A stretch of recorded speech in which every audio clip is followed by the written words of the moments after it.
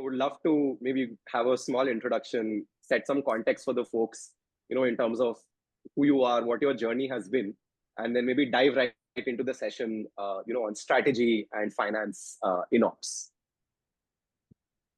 Yeah, absolutely. The thanks, Sugato and Rohit. I think you guys are doing a fantastic job in terms of having a very different curated forum, which is centered towards, I guess, things we don't talk about that often. And I think operations and supply chain is, as you rightly know, is the backbone of the creation of any company per se, except unless it's a complete deep tech company. Otherwise, it's pretty much the backbone of everything that we build. So naturally, very important for us to talk and share anecdotes, experiences with each other. So I would love this conversation, first of all, to be very interactive in nature and doesn't have to be a prescriptive conversation from my end. That's not at all the intent. Coming back to Rohit's question, from an introduction perspective, yes, I'm an entrepreneur. I run a B2B commerce company called Bizongo. I myself am a person from a Bengali from Calcutta. Then in 2013, actually, 2008 rather, 2008 is when I stepped into IIT Bombay. Did my chemical engineering for 5 years there, and it's a dual degree chemical engineering. Graduated in 2013. Post that, the aspiration always was to, no matter what, get a very good MBA degree out of maybe GSB, Stanford, or HBS, Harvard, and somewhat, make a name for myself in that part of the world. And maybe who knows, something interesting might happen through that. But the plans completely changed. I think in 2014, when I realized that the Make in India movement was very, very, people seemed serious about it. And I think one thing that I realized was that if you go to a place where there's opportunity, but there's always things have been solved to a large extent, then you can't really, it's going to be very difficult for you to make your mark at the beginning. So the concept really that I played with was that there are so many opportunities in India right now because a lot hasn't happened in the last 6-7 decades since our independence. But if, it probably is the right time, and this is the right time that things will start improving. And that's when I think got into the B2B e-commerce domain, because everyone was working on the e-commerce side of the consumer side, rather. Flipkart, Amazon are taken off. So that's when I think, we were very, very, very new to the game, essentially. I barely had any substantial experience.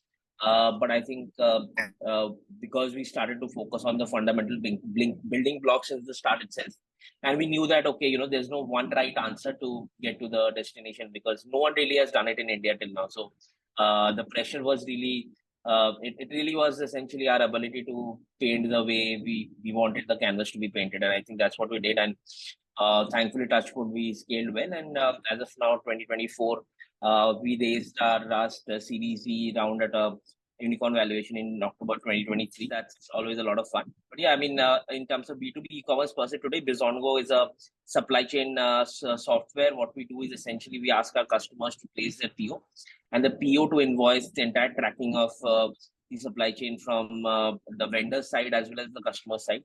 Receipt of goods, EW bill, everything is completely you're integrated on the platform, and through the proprietary data that we generated at transaction level, we are able to essentially provide working capital financing to the vendors. And these are very, very small vendors, and SME financing in India is a big problem. The reason we have an innate advantage over other banks and NBFCs is the availability of transaction level data, which typically people find very, very difficult in terms of gathering. And that's a major deterrent to solving working capital gaps in India. So that's really what I think a sweet spot that we hit, and that allowed us to scale pretty effectively.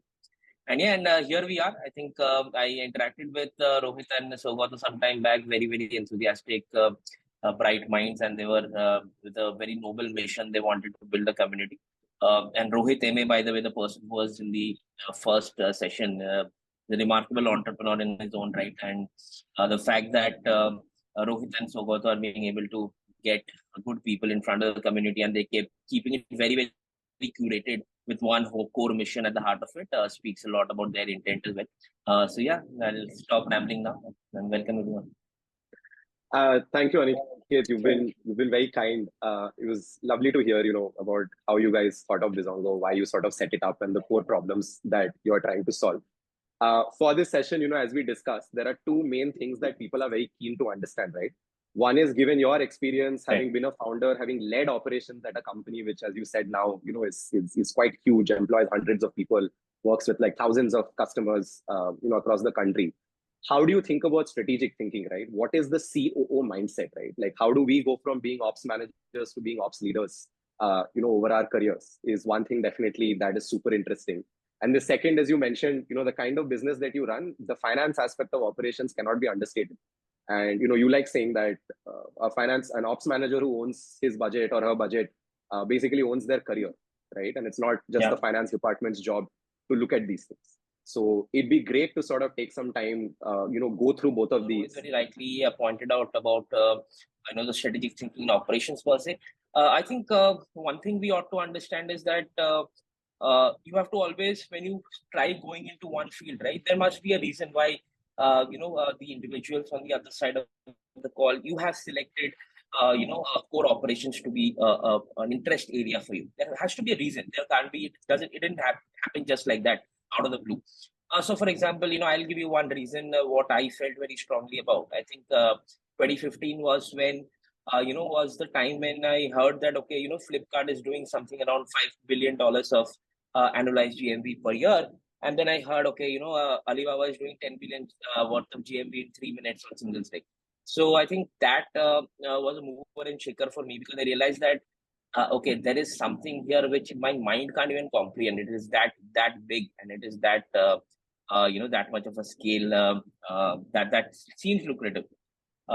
So you have to realize that how you do it through by opting for going to Amazon and solving it, or building your own firm, is secondary.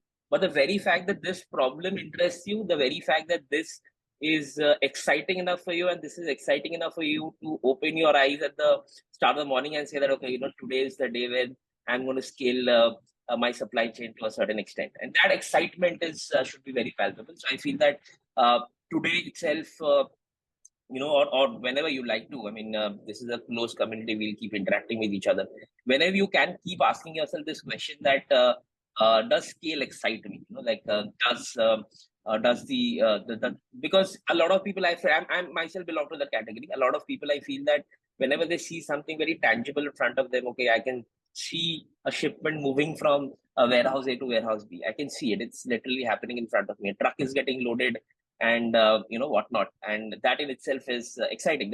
That truck getting loaded is providing employment to the guy who's loading it, unloading it, to the guy who's driving it, and the transporter, the warehouse manager, the everything. Like, it's a huge, it's like a entire village is working at one warehouse itself. So that always impacted me positively, and I feel that, please understand that the strategic mindset that you need to develop will never happen if these two boundary conditions are not. If you do not enjoy, no matter of IQ is not going to help you reach there. That is not talked about in the ecosystem enough, because people actually don't want you to know that, honestly. But that is the real core thing. If you enjoy scale, if you believe that what you're doing, you're touching and feeling a consignment, a shipment, you can see it moving in front of you, and it's creating employment, it's creating value, and you're like, okay, hey, I mean, this is, I'm going to dedicate my life to this. So that's important. And I think you can go there someday. It doesn't have to be like from day one itself. But yeah, I mean, I think for me, strategic mindset, very importantly, is about going very deep into the reason of as to why a problem exists. So I'll probably say that.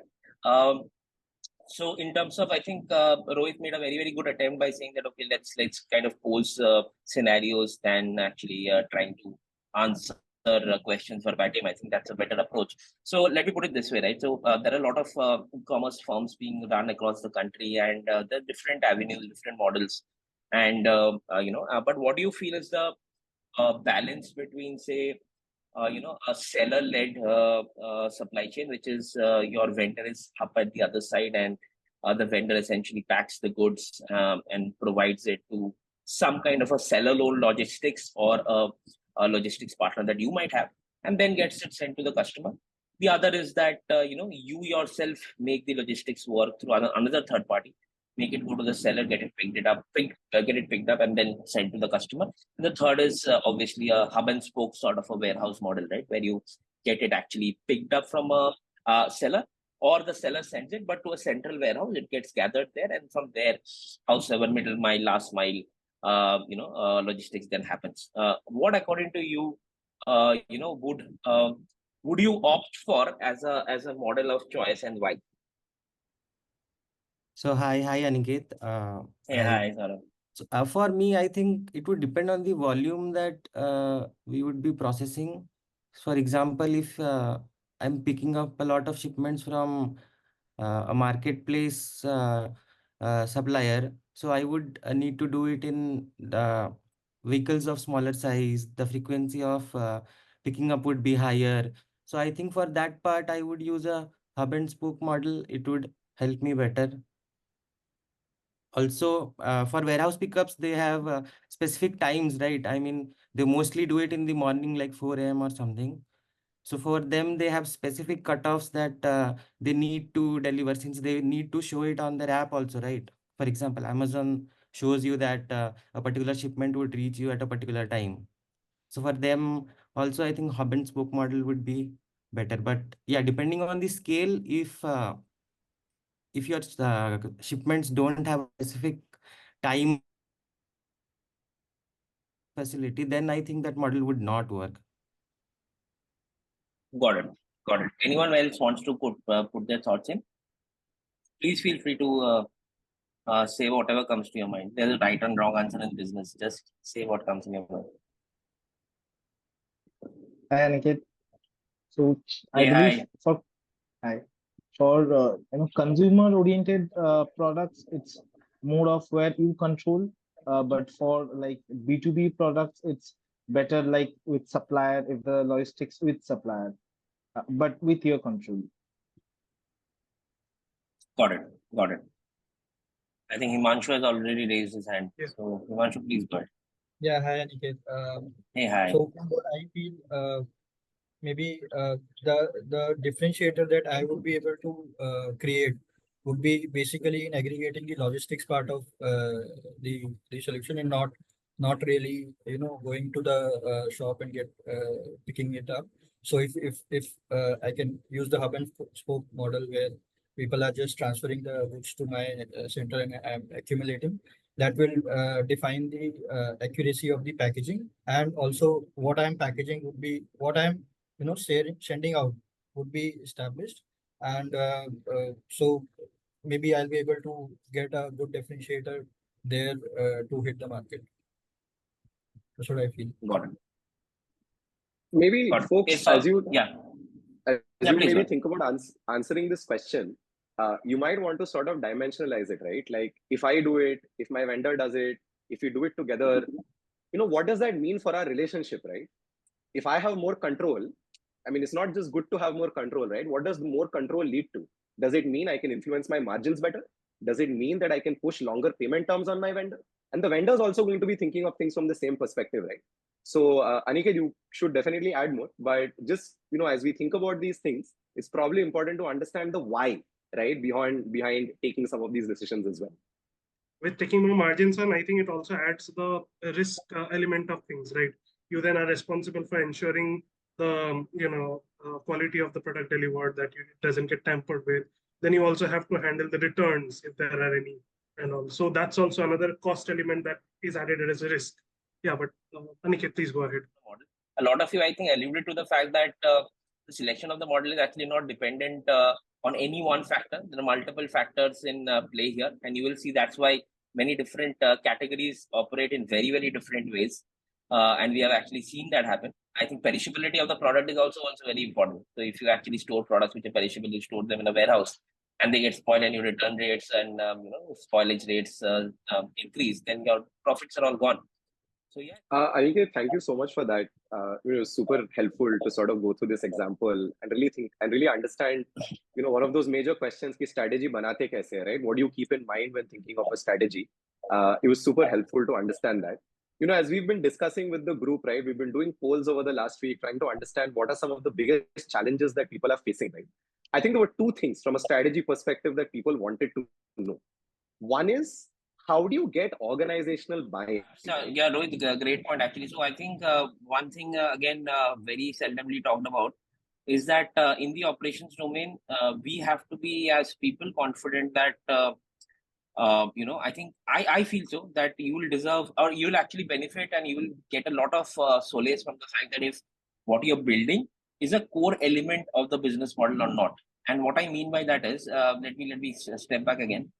If you're building a Zepto tomorrow, whatever happens, howsoever glamorous it might look, ultimately it's a supply chain business. If I look at it at the core, right?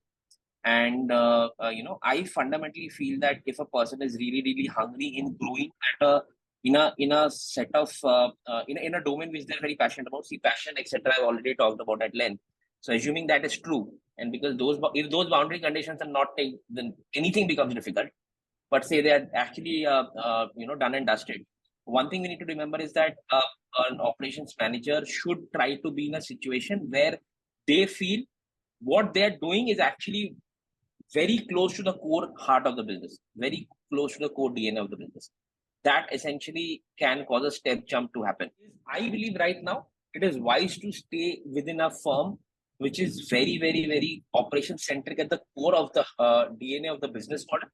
And the more they talk about it, the better that company is. I feel so. I feel the companies which are really great in nature, within the company itself or internally within the company, they actually talk about it far more than other companies do, right? Because they know that's their IP, they know that's their bread and butter, they know that's what things are built on.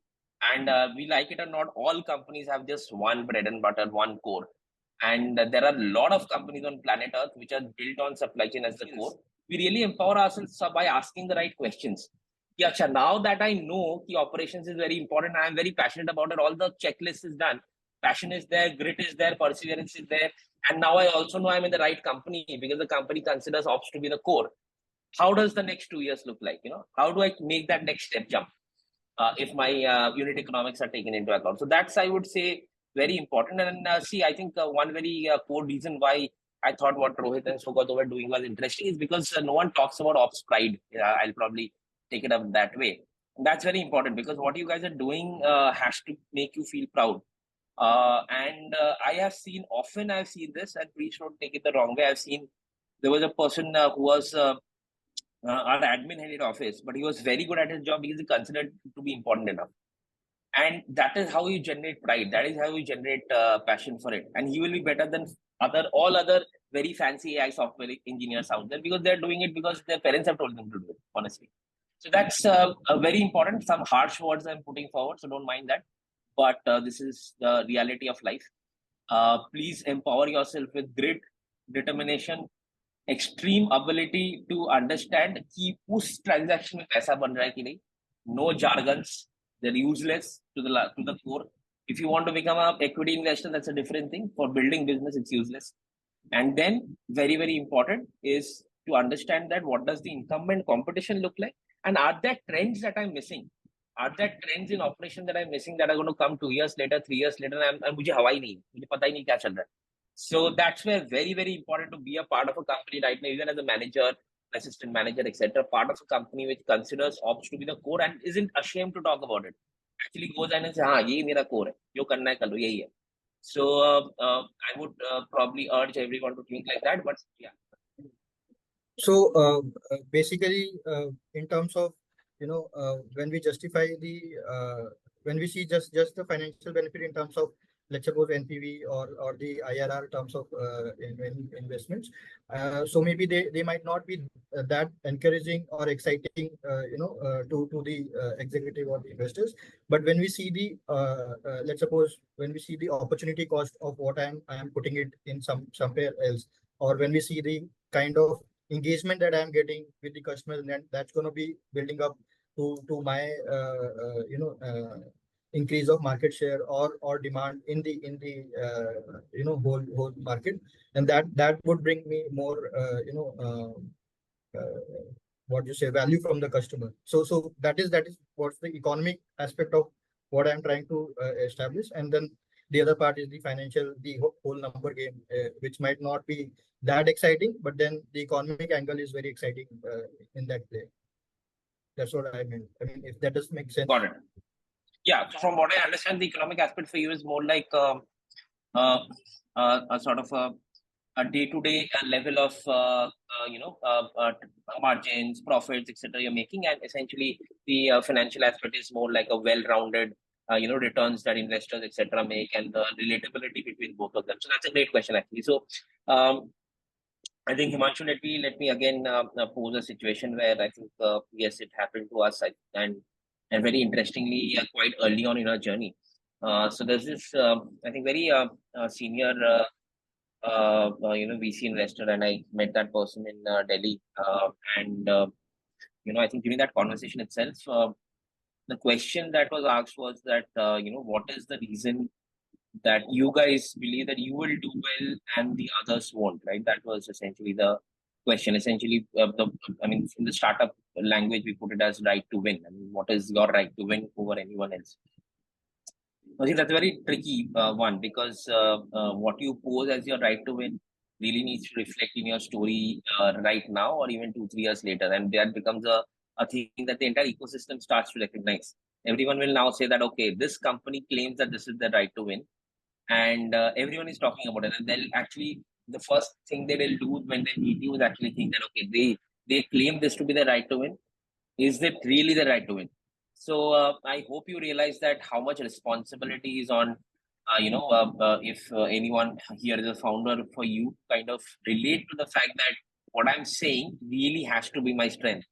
If I actually end up saying that, I am a brilliant, I'm a financial wizard, and I know how, returns are generated and calculated, and then tomorrow you'll find life is going to be very difficult for you, because you'll constantly be judged on that yardstick. So let's be very authentic. In again, startup business, anything, authenticity, honesty is very highly underrated, underscored, extremely important. So Himanshu, coming to your point, right? So how to make these two relate? Then this is where the storytelling comes into picture, and supposedly storytelling is not only important for private investors, but it works in the public equity market as well, because you have to realize that what is really an equity investor looking for is betting on the future cash flows of the company. How does the future cash flow of the company get better? He's not going to do anything.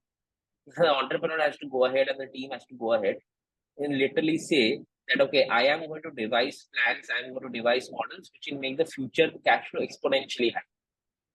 Right now, in the mind of investors, there are these two branches that get created here. Either it's a GPD 4.0. There is it's impossible to actually estimate the amount of returns that might come out from it, right? So as you saw, when Zuck bought WhatsApp at $19 billion, it had zero revenue. So that engagement was so valuable that it someday will cause that future cash flow to happen. So that is, you have to realize at some point, and this is, I don't know how to call this. It's a very beautiful part of this, startup game. You are very early, then your valuation is slightly non-quantifiable, or you're extremely disruptive and your valuation again becomes a bit non-quantifiable, right? For the other mere mortals in between, including me, what happens there is, Himanshu, that people are really investing on the fact that, okay, what are you doing now? If that model now reflects some amount of discipline, frugality, and and does it reflect that the entrepreneur has taken the not the easiest path, but actually the most I don't know, like a path which suits his or her DNA. Have they been true? And they'll actually check that, right? For example, if you're saying this is my strength, what have you done in the last 2 years to prove that is your strength? What matters is only one thing, and what you're saying right there, does it correlate to a vision which is going to happen 2-3 years later, and you yourself are confident about it, and the investor on the other end believes that actually that will generate returns? That is one. And second, past also. People think past doesn't matter. Past matters a lot. Past, what you have to say is that last 2 years, 3 years, I've built my company. These are the things I've done, and this I've done because it is very sensible. No, this is my strength. I've done this, and I compared myself to the other incumbent competition. I went to customers. I understood, right? So always we focus very much on the past, also saying that 2 साल मैंने ये बनाया, but मैंने ये बनाया ऐसे सोच के बनाया. कोई template तो है नहीं. ठीक है? There's no template. That's the beauty of a startup. No template. And the ambiguity is what causes us to be so difficult. And then future onwards, this is what I want to build. This is how I see my vision evolving. And this is and a mature thing to do. I think I should have done this in my earlier days. I couldn't. Is the IRR concept that you said, right? From your understanding as an entrepreneur, in the next 5 years, I think that my model is going to evolve in so and so way. Only top 3 metrics, revenues, margins, and net profit are going to increase to this capacity. In the public markets right now, or in the US right now, competitors at a similar sort of a net profit are generating this sort of a multiple from a valuation point of view. And if you are able to, Himanshu, relate that valuation to also some amount of future cash flow, you can read about discounted cash flow method, which Mr. Warren Buffett uses often in his calculations. So if you can say that why you believe that that particular net profit 5 years later is going to be equal to the cash flow that the company is going to generate 15 years after that, right? So these conversations show that you're mature. These conversations show that you understand how the world works. People were very, intrigued at knowing how do you actually forecast your financial needs, right? And that is especially when you're at a stage where you're trying to build a company. You don't know what you're essentially going to do 2 months down the line, right? You might be going up for fundraising. What is the amount of money you want to raise? How is that justifiable? How do you, and all of that boils down to your financial needs, right? What are your financial predictions? So how do you go about that piece? Yeah, I think that is a very difficult one to answer. I'll tell you why. Because see, whenever the question of the situation involves stakeholders, which is not you and the entire world, it becomes difficult to control the outcome. Okay, so I would say this, and please, guys, feel free to put your point of view. I would say that always important to have these predictions at least 12 months in advance. Very important. A lot of entrepreneurs get stuck in this cycle. They think that, acha, everything's going well, no? Like we have a lot of cash and everything is going well. And then suddenly 2 months before they implode and then like, "Arey, 2 mahine baad hum salary kaise denge?" It happens to every one of us. So doesn't mean that we all end up doing what Byju's has done. That's not the literally the answer. There are much better ways of doing it. But what I'm trying to say here is that if you fall in that situation, which will happen to you, by the way, which happens to every one of us, and that's a very natural situation to come to. But what we need to remember is that we are masters of a company, as I think Sugata was also saying in the last line, right? We own the company. Even if you are given of 30%, 40%, 50% equity, the person who's coming in with that equity, their responsible is to actually give you money. That is their asset, right? That is the asset they're actually giving you. So they technically saying that, okay, my investors are not giving me inputs.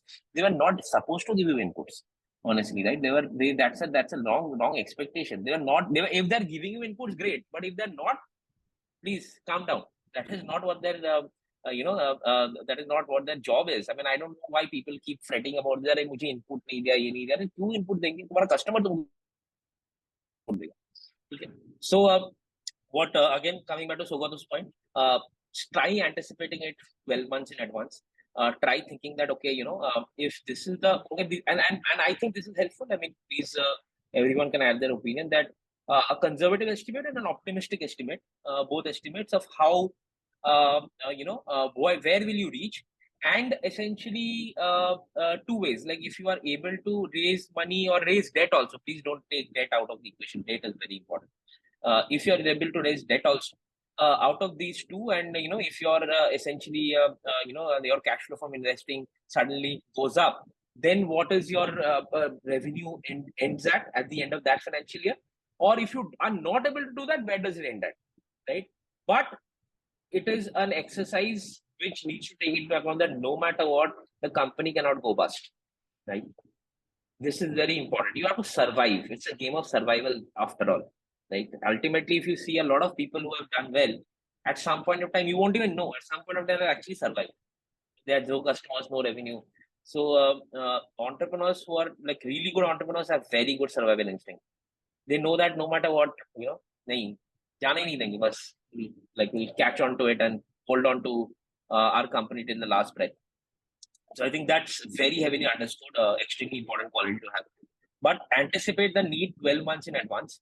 And take these two scenarios of one optimistic, one baseline conservative scenario. See where your revenues are ending, and actually when you go to the go to investors as well, if you pitch in this particular language, again, see, you come out as someone who's more mature. If you say, let's say I have two options in front of me, I can raise $3 million, and if I raise $3 million, this is where I reach, and I can also raise $1.5 million, and this is where I'll reach, right? And you have to understand one thing. If you say $3 million, this is where you reach, there is a risk also, the reward also. The reward that if that person actually trusts you and believes that what you're saying is right, that means that you're enhancing his future cash flow. So he believes that your his equity in your company is going to increase in value, right? So he's going to get happy with that. But if you fail to deliver what you're saying, your credibility goes down, and then the chance of you getting a lesser valuation than what you got this time, which is a down round, which is extremely a bad way to kind of go with, right? Because investors have much bigger rights than what entrepreneurs have naturally, because they're bringing in capital. So, so very, very important. Please realize that ultimately, when you're putting conservative and optimistic in motion, be realistic as well. Like, don't go ahead and say that, okay, I'll reach $100 million in ARR in this point of time, and if I say that, people will get happy. They won't. Rather, हमारे पे जो qualities नहीं होती है, we are not good at anticipating how a cash flow and a statement and a P&L statement will look like. And the people at the other end, people like Mr. Rohit, are very, very good at what we are not good at. So please don't underscore that. So if you're telling them 100 million ARR, they look at it from like 1,000 different lenses and actually take home 10 million ARR. So, but if you say 20 million ARR, there's a high chance they might actually take home 20 million ARR, because they know that you're not delusional. So that plays on the mind as well. So please understand that the reason why startups do well is because there are people with capital who understand how companies are built, and they have the horizontal understanding of how different sectors have actually come up all across the globe, and they know financial statements like on the back of their hands. If they are partnering with people who are great at kind of building things from scratch, and hiring people, getting the culture built, and that is why it's a match made in heaven. So please try to understand and never underscore the importance of good investors, because they do bring a lot of things into the equation. And as you said, Himanshu, I would kind of long-term answer, but I would look at it this. Thanks, Aniket, for that. I think what you said at the end, right? Like whatever number you offer to your investors, your customers, your organization, you will be held accountable, right? At the end of the day. So I think that aspect is very important. I would just add one thing to maybe dimensionalize the question that Shogoto was asking is, revenue or cost or all of these things are in many ways output metrics, right? It's almost as if the revenue of a company or the profit of a company is an equation. It's a multiplication of different things, right? How many customers do I get? What is the revenue per customer? What is the revenue growth per customer? And a variety of things. So you probably can't forecast what your revenue is going to be, probably can't forecast what your costs and profits are going to be.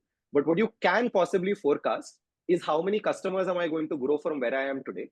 What is the cost historically been to acquire each of those customers? What does that mean from a cost perspective that I'm going to inquire? How much inventory, for example, do I need to keep in hand to fulfill the orders for all of those customers, right?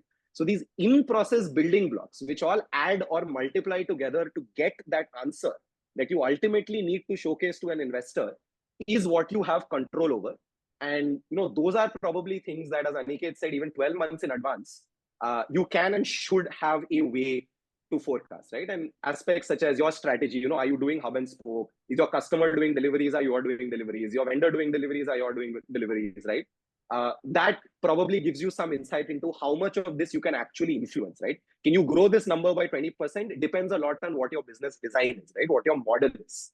And those things, I think, would be the building blocks, to sort of be able to predict things in advance, is how I would think about it. Yeah, I think Rohit, a fantastic point made. I think, easier said than done, but always in a conversation, I'm saying this to everyone here, please understand that what is the background of the person you're talking to, and you have to understand that that person essentially will have an understanding about certain things, and please don't try to change their mind or try to repeat things which they already know.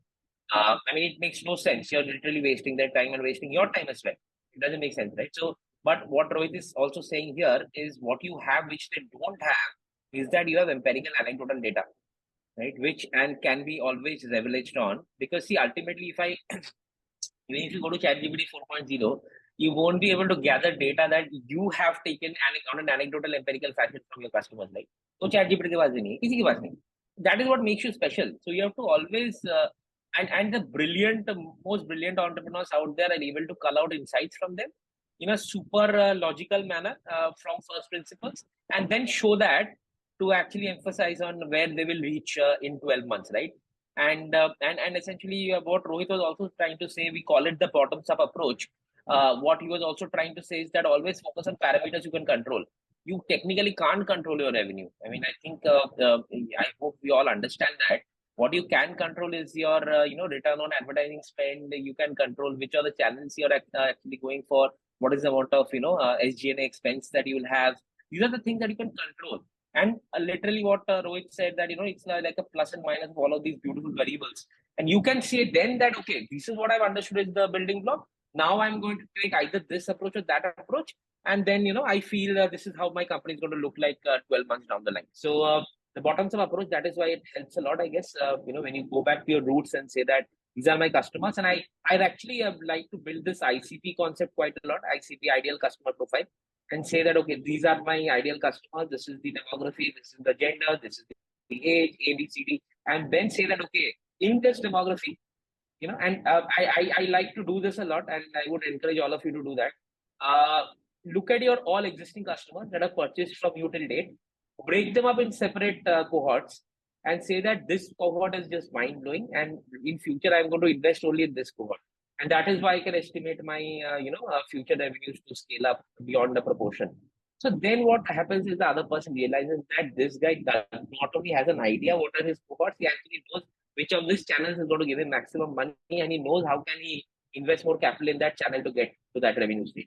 So you realize that, right? I mean, the person on the other end then starts believing that the entrepreneur is so mature and knows कि उसके हाथ में क्या क्या है, and is ready to do anything, ready to go to heaven and earth and make sure that no matter what, the parameters under his control are optimized to an extent where the company gets valued in the best possible way. Yeah.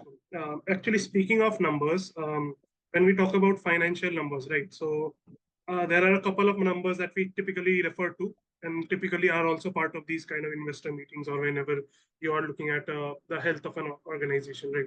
You look at the revenue, which is the basic first number that you look at. You look at the cost, which then leads to the margin. So there's the revenue, there's the margin. And these are mostly the two numbers that people always talk about, and most of the conversations just end there. But in the time I've got to know Aniket believes there's a third number, which is much, much more important than both of these two combined, and that is cash flow.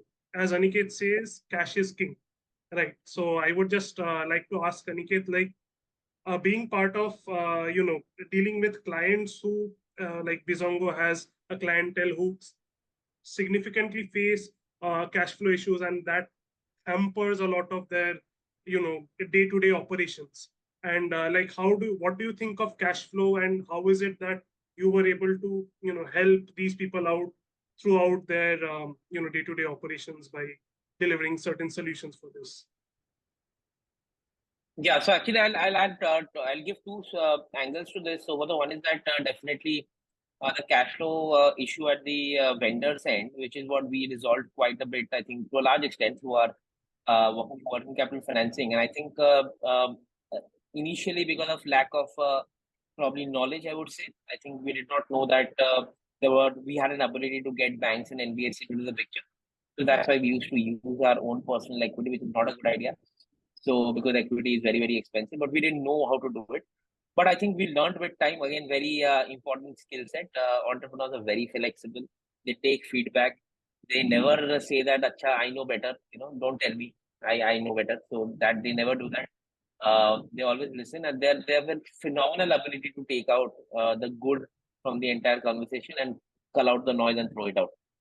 They have a phenomenal ability to do that, and you'll see that it becomes very, very important to get there with time. But yeah, coming to Soga's question, we did that pretty well. I think we became pretty much well embedded in the ecosystem because we were able to give working capital loans to, or actually enable even more important to vendors because of the ability to generate data on the platform. And that was essentially the living, breathing, the clutch that they needed to grow, because all of the expense that an SME has is typically in buying their raw materials. And if they're able to get money to do that, then their business is safeguarded, and whatever business they do or whatever cash they generate from the business can then be put into growing. Because you have to realize the startups can grow, take equity money, but SMEs can't because of the nature of the business and the asset-heavy models and the fact that the future cash flow is going to be plateaued at a certain point. SMEs can't raise equity money. That's the nature of the game. So that is why I think found that sweet spot, and we were able to do that. But I will actually add one point to what Sugata said. Cash flow is also very important for a company's functioning. And see, I think in an ops-based business, typically something that doesn't happen in pure software businesses. In an ops-based business, there is always a difference between what the client pays you and when, and where and how you have to pay your vendors, right? So there's a difference between account receivables and account payables, what is essentially called as current assets and current liabilities, right? So there's always going to be a drastic difference between that. But see, the thing is that you need to be sensitized about it. Probably see, if you go to the hinterlands of this country, you see that a lot of businesses end up doing business or transactions with other SMEs on a credit basis only when they know them for 5+ years. When the behavior is established. And you'll be surprised how prudent they are in terms of cash flow management. Because that's the law of nature, right? When you don't have something, you know how to protect it. When people like us, we get more of what we actually thought we need, we get too much capital with us, we start misutilizing it. That is very natural human behavior.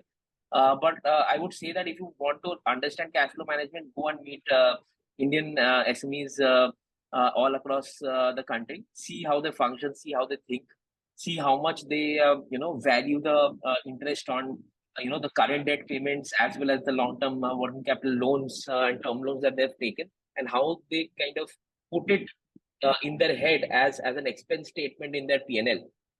That's very, very important. And we were kind of still try to take it very intellectually. Debt ले लिया, 15% पे debt ले ले. अरे नहीं, it's coming from somewhere ना, you have to give it from your profit. 15% में तुमने debt ले लिया, ठीक है. And SME, imagine the SME can literally, doesn't have the pressure to raise equity. So he can still go ahead, make a decent business, and you can see what's happening in the SME IPO index, right? You can still get it done. तो वो भी नहीं कर सकते. You have to actually make sure that you have a decent P&L and you can raise equity capital on front of that. And then if you're spending money on things like debt, etc., it becomes very painful. So that's why from ground zero itself, cash flow is supremely important. And honestly, in 2015, when I had started off, people did not pay a lot of heed to the cash flow statement, but it has become very important now because two things have been established. One, that in India, a lot of operation-centric businesses are actually going to do well. So it has been established beyond doubt. I was just reflecting on what Aniket was saying, right? Like that, most of the SMEs, right, or even larger established companies have always known or believed for a long time that, the cash flow aspect is like super critical. I remember when I was at P&G, I would often ask my purchasing manager, here, this vendor is overcharging me on this product because he knows that I'm going to pay in 180 days, which is like the draconian payment terms that we offer, right?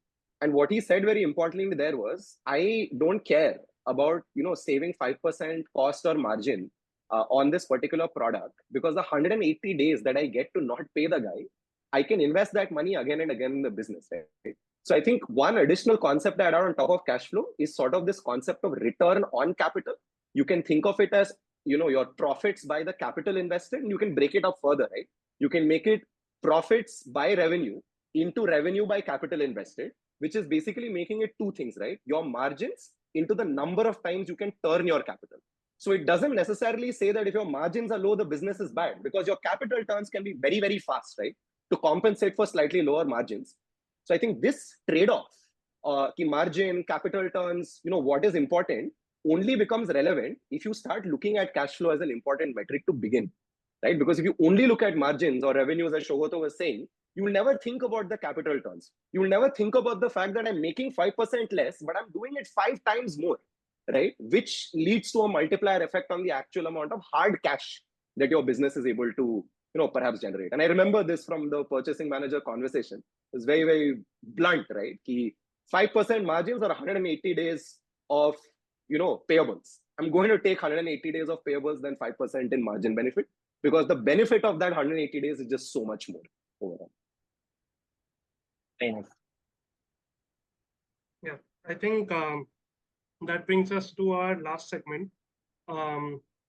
This is basically, this segment is aimed at understanding, since you were one of those people who got into operations and you really had no one to look forward to or look up to who would teach you everything, right? Because you were the leader of your own organization.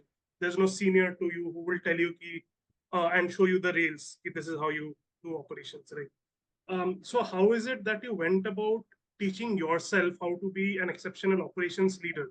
Like, were there any particular materials you referred to? Were there any people who you followed? Were there any principles you followed? Anything that helped you get to this point of success as an ops leader? Yeah, and what do you also look at today, right? Since Aniket, we know that you're a fairly active person. You spend a lot of time with different people. You attend different sessions. You read a lot.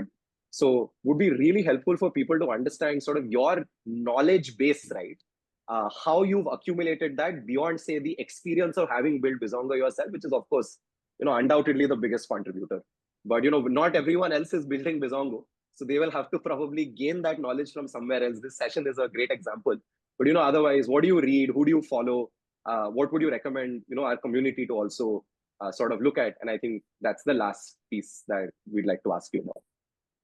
No, absolutely, Rohit. I think a great point. Yeah, I think in terms of who do I follow, I would say that I have always I don't know how to put it forward. I have these two very different facets, and that which works for me. I don't know if it works for for others or not. I have two things that that is very dear to me. So I am a very purpose driven, value oriented person, and how I get that source of inspiration is obviously, I actually read about mythology quite a lot. I love reading about Hindu mythology, and I think that's one of my biggest inspirations, because I always realize that one thing. I don't know. It strikes me quite a lot that we barely know what has happened to us in the last 100 years. How would we know what has happened in the last 100,000 years? So, the 50,000, 100,000 years of human consciousness has developed to this extent, and there are reasons certain things are the way they are. So I try to get a grasp of that, and I think that makes me feel really good at times. So that is one very, very important aspect. And the other side is very, very, I guess, slightly more disruptive in nature.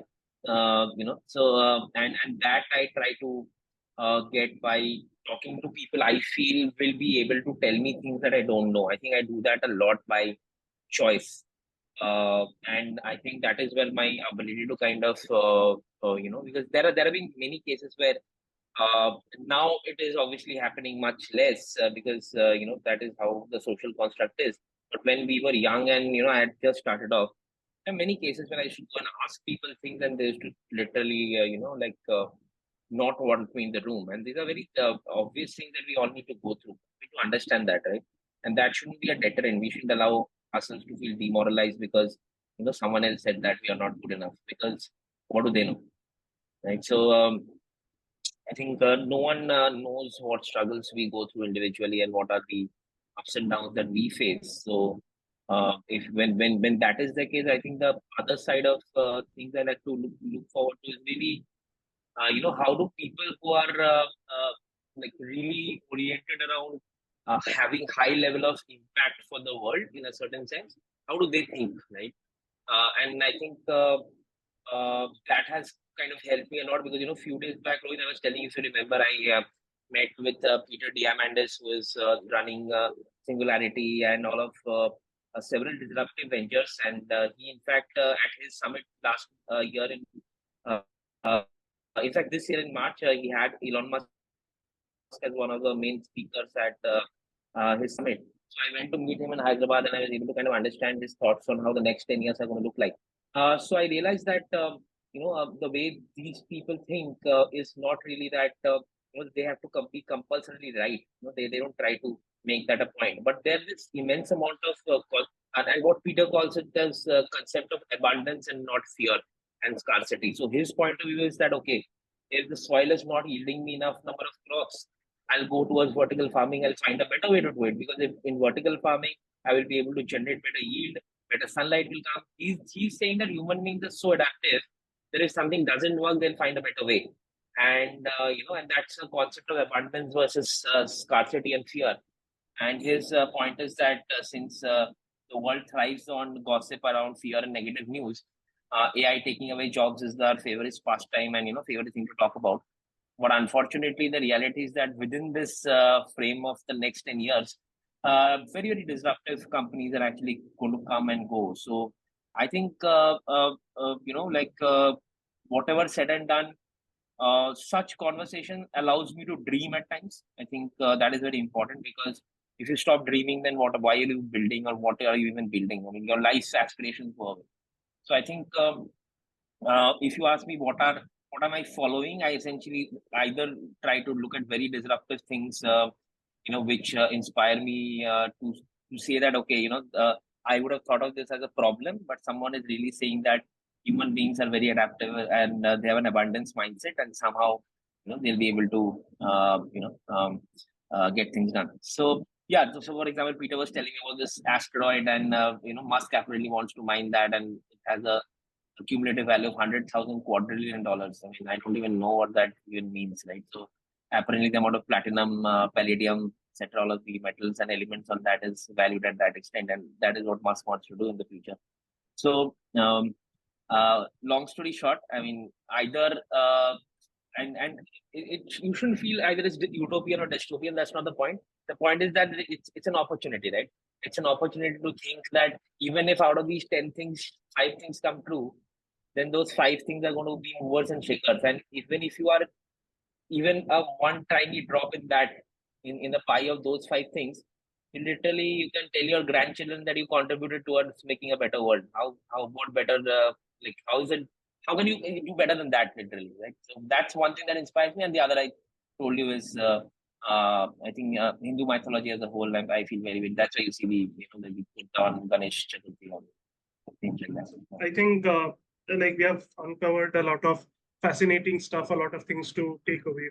I think the biggest takeaway for me from this session is basically ops, handling ops the Aniket, which I would like to describe as, first of all, being passionate about whatever you want to do, and then bringing that passion and that persuasion into understanding the frameworks of the business. And the last part of that is just being curious and asking questions till the time you get all the answers that you need. I think that's something that helps you overcome any kind of situation that you can come across. And throughout your experiences, you have told us that you learned about the importance of finance and, how to plan it, how to effectively go about it, how to care for the cash flows that we have. Also, on the strategy part of things, understanding your customer is probably one of the biggest things you should worry about when you're working on strategy. Everything else comes second. If you know your business in and out, if you know your customers in and out, you can easily tell your investors why they should invest in. Hey folks, so I think we are out of time, and thank you so much, Aniket, for spending almost 90 minutes with us on a Sunday afternoon. And it's a rare opportunity that the folks here in the community, ourselves included, had to speak to you and to hear you at your most candid and at times, as you said, brutally honest as well. And we'd love to have you back for another session with other folks on the same or on a different topic. And Absolutely. I think it'll be just phenomenal, right, to keep engaging with you and to keep doing this. Thank you so much for supporting us. Thank you everyone for being here on this call and taking out the time. Really, really appreciate it.